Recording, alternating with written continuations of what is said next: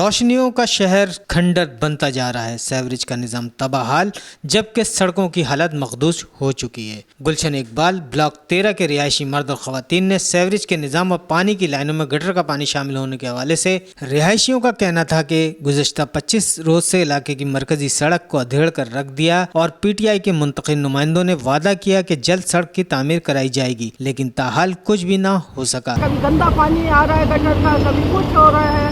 انسان اتنا یعنی کیا زندگی ایسی گزار رہا ہے کہ یہاں سے نکلنا آنا جانا مشکل ہے۔ میں ایک بیوہ عورت ہوں، اتنا ہوتا ہے کہ ہر کام کے لیے مجھے جانا پڑتا ہے۔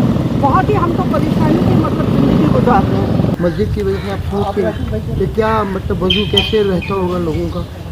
سب لوگ بہت پریشان ہیں، یہاں کوئی توجہ نہیں دی جا رہی۔ ہماری سمجھ میں نہیں آ رہا کہ ہم لوگ کیا کریں۔ درخواستیں بھی دے چکے، سب کچھ کہہ چکے، تو مہربانی فرما کر آپ اعلیٰ حکام سے گزارش کریں کہ ہمارے مسائل کو حل کریں۔ انسانوں کے رہنے کی جگہ آپ بتائیں، یہ گلشن ہے، بڑا پہنچ علاقہ کہلاتا ہے۔ روڈ دیکھیں، روڈ کی کیا حالت ہے، روڈ کی چلے گا، بنانے کا نام نہیں ہے۔ علاقے میں اپنی پارٹی پرچم لگا کر نمائندوں نے تصویریں بنائی اور چلے گئے۔ اس وقت صورتحال یہ ہے کہ گٹر ابل رہے ہیں، پینے کے پانی میں بھی گٹر کا پانی شامل ہو گیا ہے۔ بدبودار پانی سے وضو کرنے پر مجبور ہیں۔ کئی بار شکایت کی لیکن سب بے سود ثابت ہو رہے ہیں۔ کراچی والے کی اذیت سے زندگی گزار رہے ہیں۔ عوامی مسائل حل کرنے میں کوئی دلچسپی نہیں لی جا رہی۔